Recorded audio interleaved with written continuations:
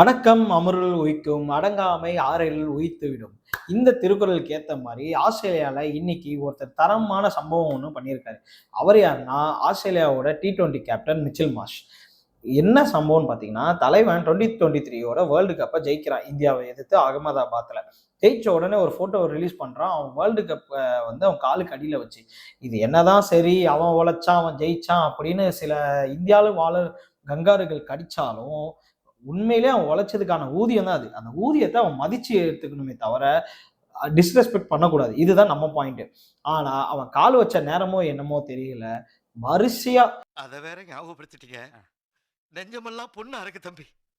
T20 world cup 2024 தோத்தாங்க, 2025 champions trophy தோத்தானுங்க, 2025 world test championship தோத்தாங்க.